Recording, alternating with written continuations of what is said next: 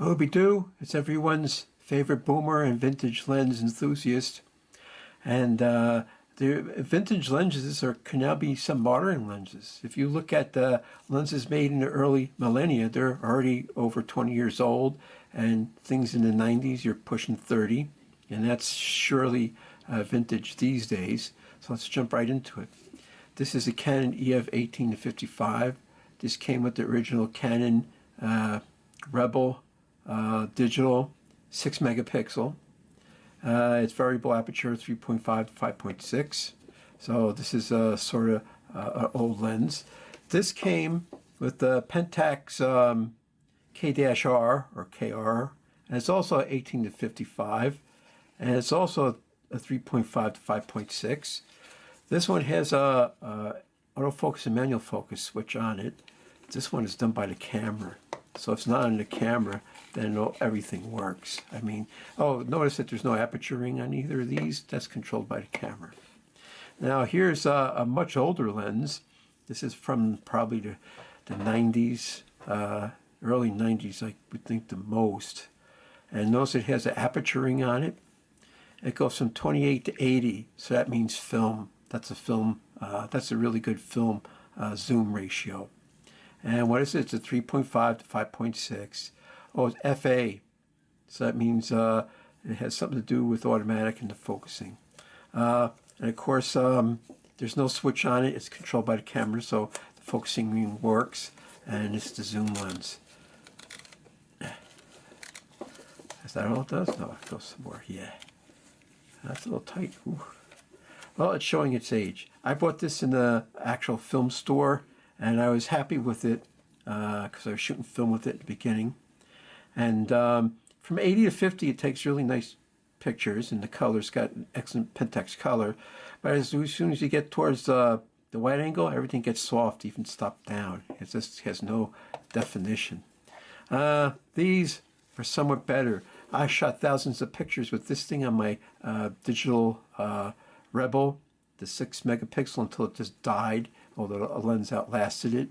And well, on a 10 or higher megapixel, it's mediocre at best. I mean, it's better than not having a lens at all. And it's not a bad lens, it's just not a great lens. This has the same Pentax problem, where it seems to take better pictures at around 55 and 45, and then when it gets down to the lower, it gets worse. Does it say where this lens was made at all? There's no writing on it anywhere. There's a serial number. No, it doesn't say where it's made. Let's see, does this one say where it's made somewhere? No. Oh, this one has an ass gasket. So the Pentax DSLR line, they're supposed to be water resistant. So this helps if you wanted to shoot in, say, light mist. It would make your camera somewhat more waterproof. How about that? This one does not have that, nor does this one. These are not complete at all waterproof. This is, of course, the most heftiest lens. These are like lightweight. As usual, it has excellent Pentax colors, and it seems to function fine. Of course, when I put it on digital SLRs, I put it in A mode so I can take advantage of the in-body manipulation. Although it's good if you want to put it on some other camera with a dumb adapter, at least you could set the apertures yourself. Of course, on a crop sensor, since it only goes down to 28, that's almost like a normal lens, field of view for a crop sensor. And 80, well, that would be like more like 120 millimeter equivalent on a crop sensor. So these are, this range to 18 to 55 millimeter is a really good range for walking around, kicking around lens on the crop sensor. But it's better than none. Well, you know what? They upgraded this. They put IS in it, which is image stabilization.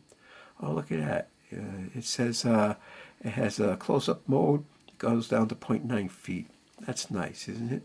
I did use it in close-up mode, and it's an adequate lens. It's not really super sharp, but it's not soft. it had across the full range, it's more even across the full range than either of these two, which are soft on the wide angle lens side. So they got that going for them. And what are they worth? I don't know, $10 a piece. I think years and years ago, I think I paid like $50 for this, because that's what it went for years ago. This came with the camera. You got the camera and the kit lens for $100. It's an excellent brand new, perfect shape. But, I'm never going to use it. I mean, I got other lenses I like better. All right, super multi-coated. But, it just seems soft at the wide angle lens side. And it's better between 55 and 35.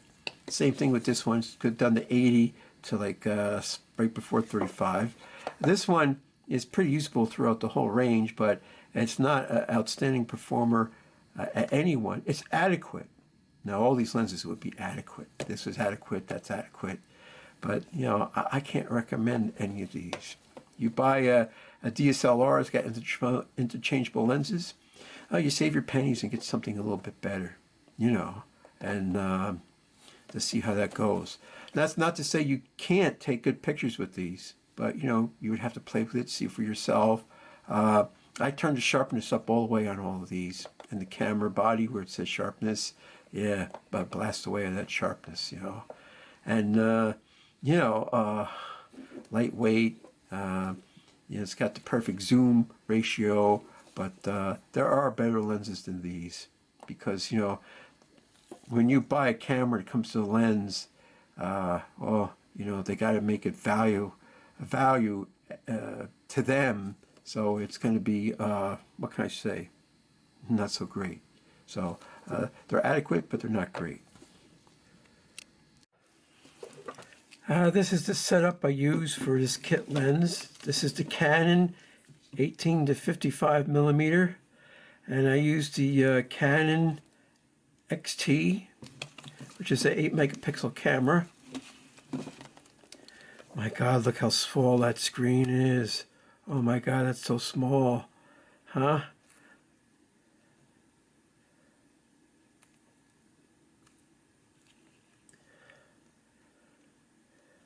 Scary, isn't it? So, let's see. A menu. Look how small that is. Oh my God, that's terrible. And it's so dim too. I think I got it all the way up and you can barely see it, huh? So of course it's in large.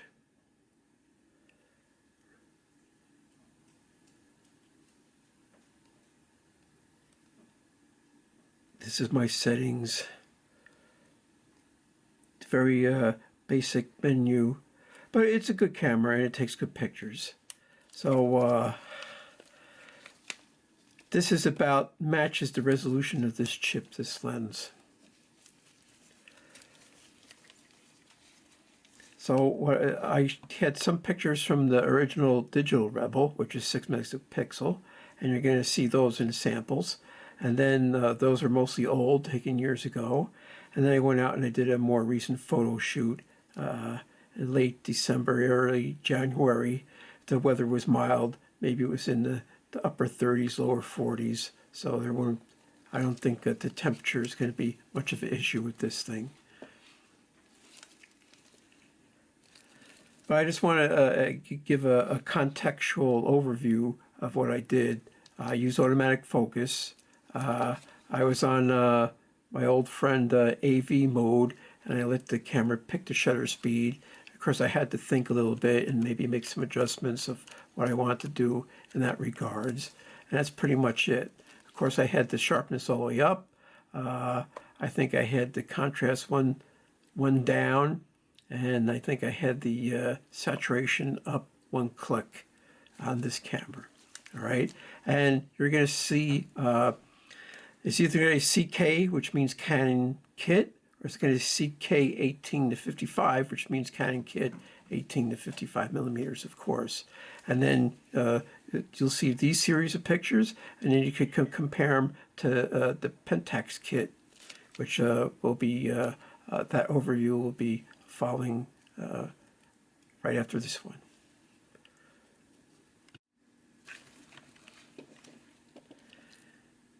This is the Pentax K200D. It's got a much bigger screen than the XT.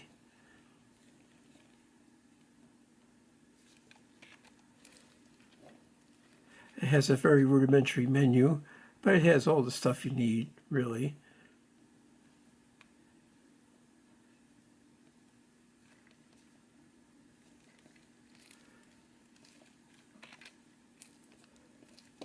It's a little goofy. All menus are arbitrary, and you can get used to anything. That's the way I look at it. Very basic. Now, what's their claim to fame? They have built-in image stabilization. All their cameras, from their first, the K100, all the way up to the modern one, they have built-in image stabilization. Oh, and here's a caveat with their image stabilization.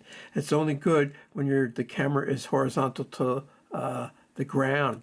It compensate in this way and that way, but as soon as you tilt it down, that sort of negates it. It doesn't have 3-axis image stabilization like, say, the Nikon Z does. This has only X and Y, which would be X. Well, no, X and Z. Say this is X and that's Z. Y in this direction. Forget about that direction. So as soon as you point it up or point it down, that sort of negates the built-in image stabilization. The camera can't handle it, and that's good to know. I had a lot of trouble hitting the focus with both these lenses. I was only getting like a 70% success rate. So if you want to take pictures, so it's always best to tap the shutter button halfway again until it locks and take a couple pictures to make sure you get the right one. The focus was almost always right on. I knew it the Canon too. That they had nailed to a perfection is the automatic exposure. These are slow lenses. It's 3.5 to 5.6, and believe it or not, the 80 millimeter. I was always able to nail the focus with the 80 millimeter, but with this 70% or less, and even on the more modern KR-2, I was having trouble hitting the focus, the autofocus. So I don't know what that means or anything. But you'll see, I culled a lot of the pictures where the autofocus didn't take. I got rid of those. And just because I want you to see when the focus is good, how does it perform on the edges compared to the center and stuff like that. So you'll see that in the following samples. First off, we have the Canon kit 18 to 55 millimeter. This first series of pictures were taken with the original Digital Rebel, which is only 6 megapixels. And I did take thousands of pictures, but I didn't feel like digging them out.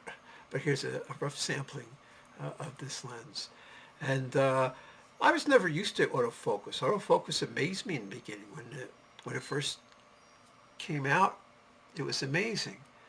But it wasn't that perfect.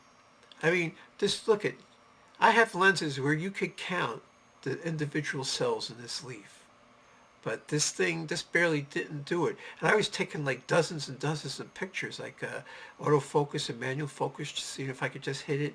And you just can't see the infinite branching of the leaf veins. Oh, it has high definition, but it has low resolution, without a doubt. It has nice colors, has good contrast rendering, but the fine detail just isn't in this lens. And of course they do that on purpose. They want you to go out and buy a lens. Of course they do. And is it a bad lens? No. Look at these are amazing pictures I took. The snow on the chicken wire fence. That's amazing. And I had to sharpen this picture up a lot, but most of them I didn't adjust at all. Or if I did, maybe I just put in the highlights or something. So this is a wide angle shot. Of course, clouds. It doesn't matter if the lens is soft. I think now I went from the original digital, which is 6 megapixel, and now we're shooting with the Canon XT, which is 8 megapixel.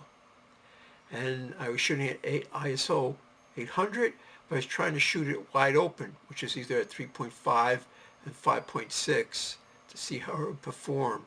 and it did an adequate job without a doubt. Of course, some of the image quality is due to the chip itself, but the lens still has to relay the image there for the chip to do something. And I find that pictures of fog or haze or mist can be really challenging to a lot of camera lens combos. And I think this did pretty good.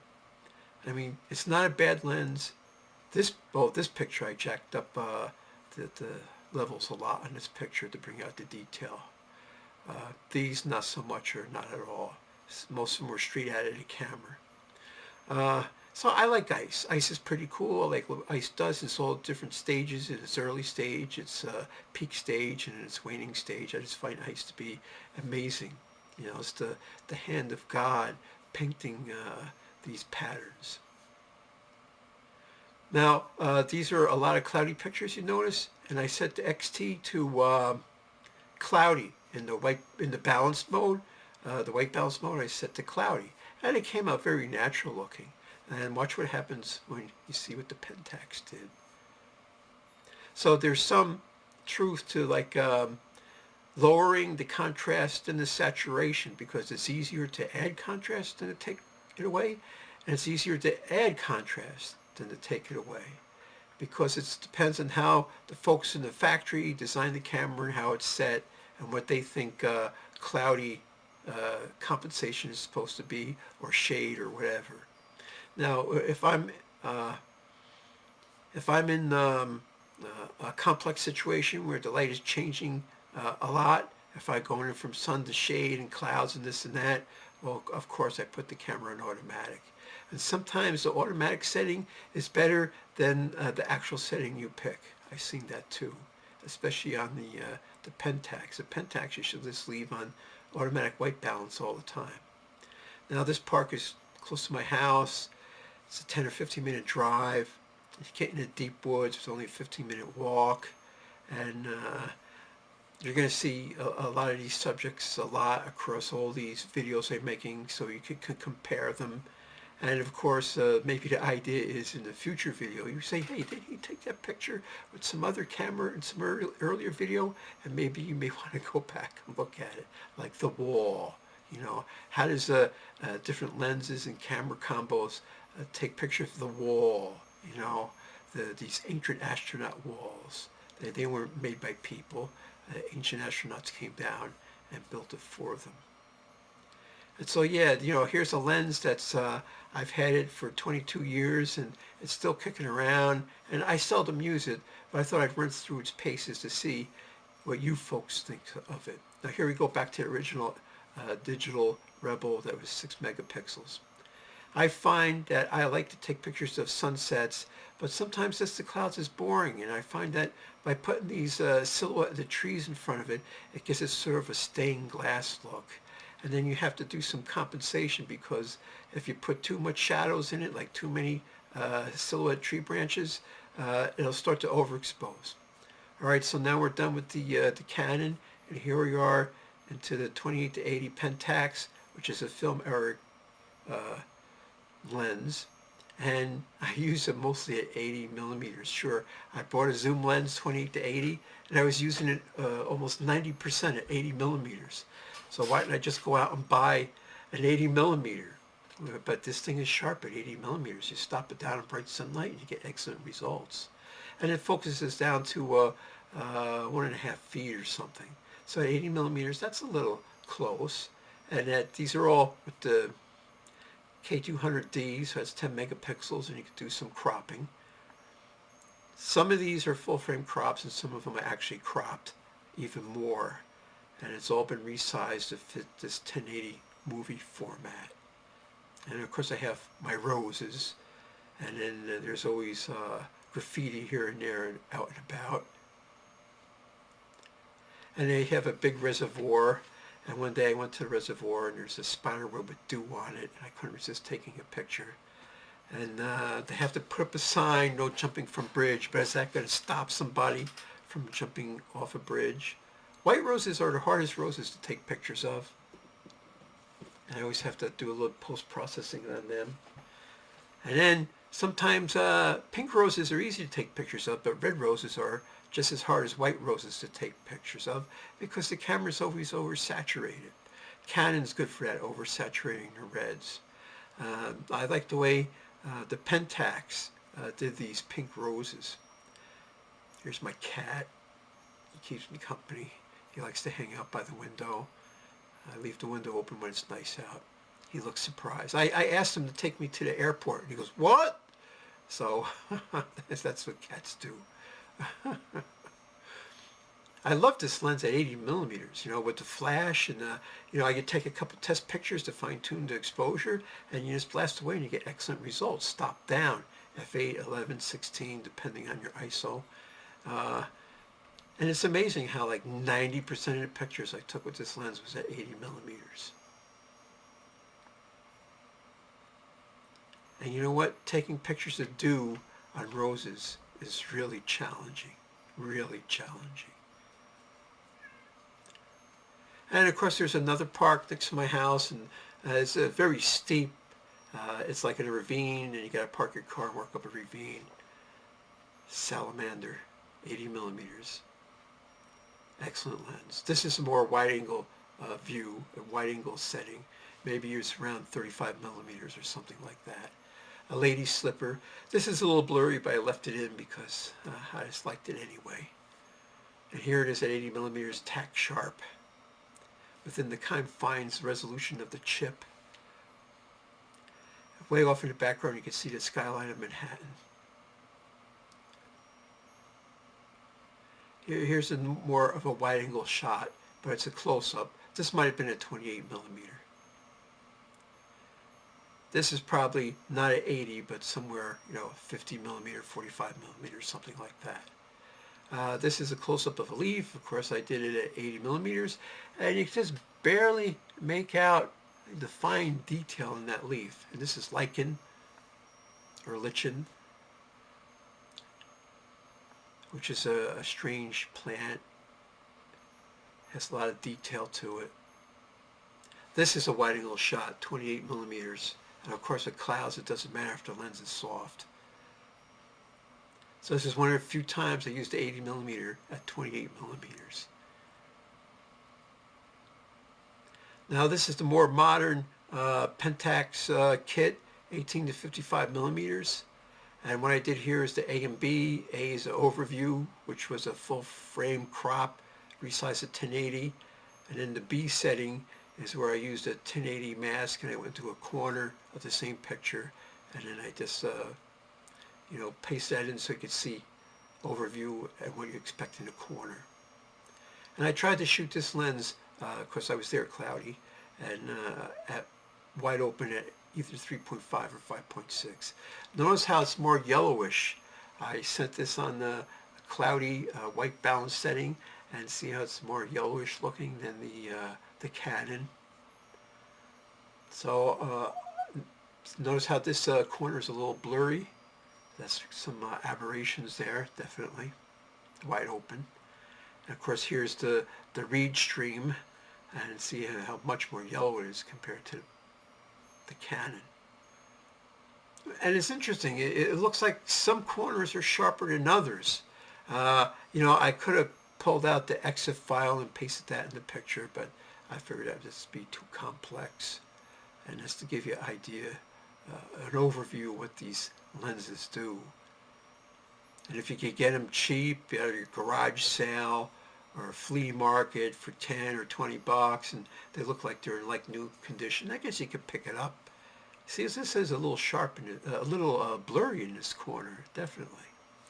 And so if you can get these lenses cheap and in good condition, and you just want to add to your range of lenses you have, yeah, go for it. But, this is being shot on an 8 megapixel sensor or a 10 megapixel sensor. I don't think they're going to hold up in 12 or 16 or 20, not at all. Even stop down. It's going to be challenging for these lenses.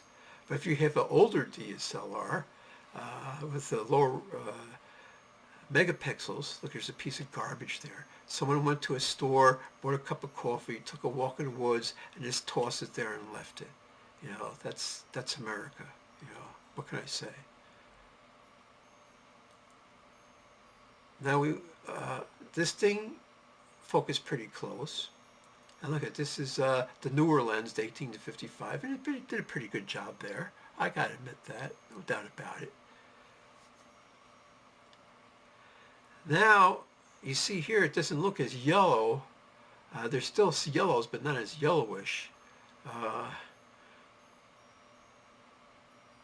But I'll have to look into that. You know, it's like you get these lenses and you just got to play with them all the time. And the cameras too, to see what you like the most. Like I'm definitely going to go back to the 200, and I'm going to bump the saturation down one click. Oh, and you can adjust the hue. They have like some sort of a graphic chart, or you could use the four-way rocker key, and you could adjust the hue. So if you think it's too yellow, you can move it to magenta or green or something. But then I just like lowering the saturation, and then it's post-processing, fixing it the way I like. And that usually solves a lot of problems, because it's easier to add saturation to the way you like it than to take it away. And then you could also adjust you know, the red, greens, or blues also. This is a flash picture of some lichen and a fungi.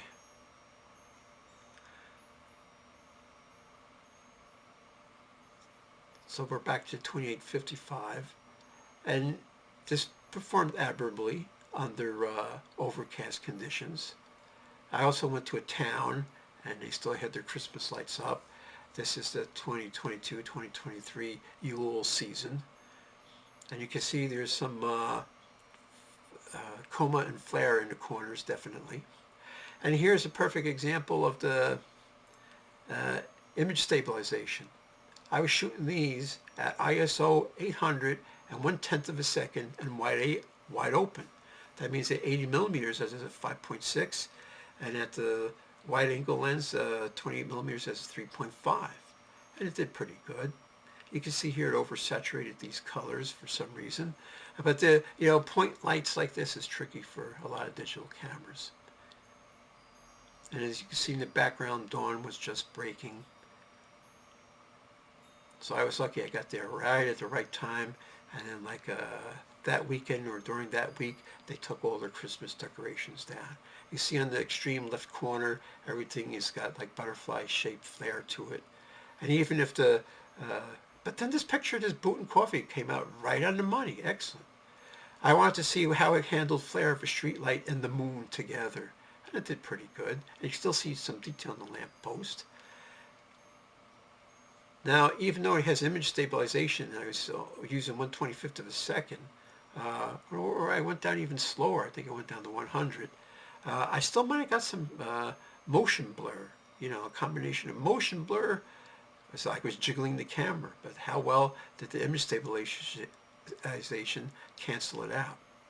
It's definitely flary wide open, without a doubt. You can see these lights have the little teardrop shape of what you expect a Christmas light to look like, instead of some sort of a wing shape or a butterfly wing shape or bat wing shape. So this is more the sun just below the horizon here. Here, look at the corner. You can see from left to right, it's more sharper on the left, and as it goes to the right, it's got some more flare.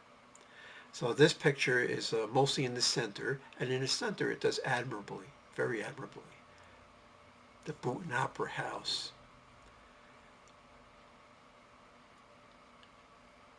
Here's a picture I took at the moon, and everything is yellow. I switched all through this whole series at night, I put the thing on automatic, or I had it on sunny, right? So if it's yellow, it's because the sun was on the horizon, and you know, the extra layers, the light atmosphere had to go through is just filtering it and making it look yellow. So I didn't really vary the exposure that much, but I could tell that you know, everything doesn't look dark anymore. It was still dark enough for these signs to be lit up, and it still sort of looked dark to my eye, but the camera was making it look brighter than it did. This is the Booton spillway right before the falls.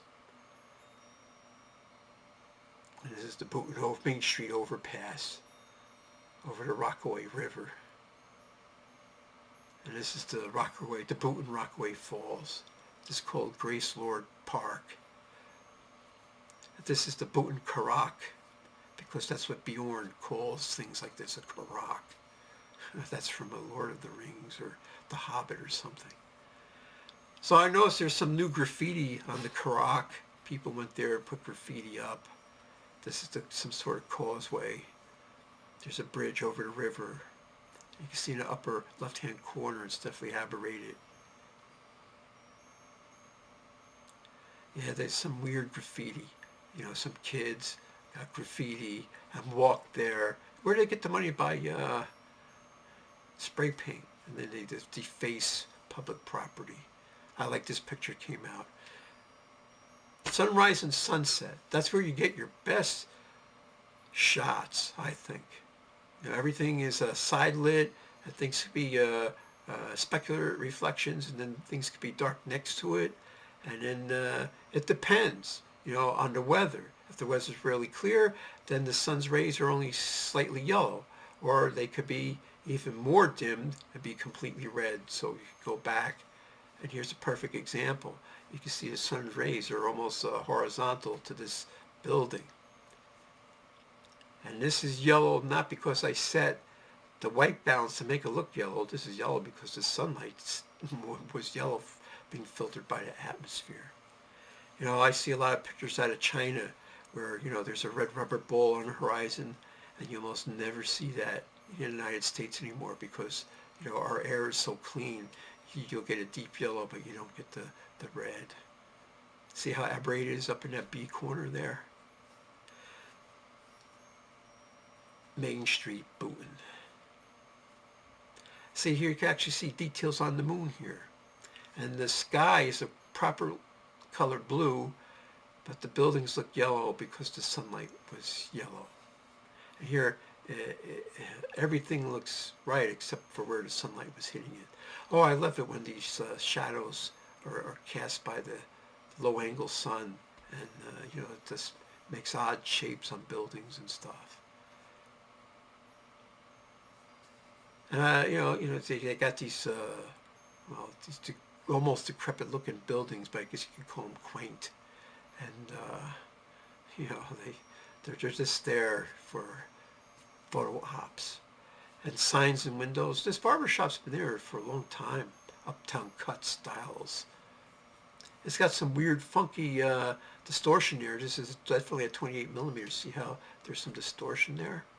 Now, these were all done in the same day. I just, on the way home, I stopped at this reservoir and took some pictures over the reservoir. And of course, in January, it was the first week of January. Even at 8 o'clock, the sun is extremely low. And so it's still filtered yellow, but it was starting to clear up as it rose up. You know, you could see that it was starting to get less yellow. And this is still the same day where I went to a different park on the way home, and I took a quickie walk there, and it was pretty cold that day. It was like in the 20s, and it was cold overnight. And well, there's like a thin sheet of ice on all the standing water, and it made funny patterns. I just cannot believe the quality of these images at the 80 millimeter setting. It just stuns me. And so you get the bonus of the zoom lens for everything else, just for some variability. And this is the beaver pond. We know the beaver pond with reeds, and this is going to feature in a lot of pictures. Of course, you'll see it through the different seasons. And here's an amazing picture. You know, this the tones of tan. There's a pine cone. All these are at 80 millimeters. You know, I got this zoom lens. It goes from 28 to 80 millimeters, and you keep it at 80 millimeters. It's just amazing.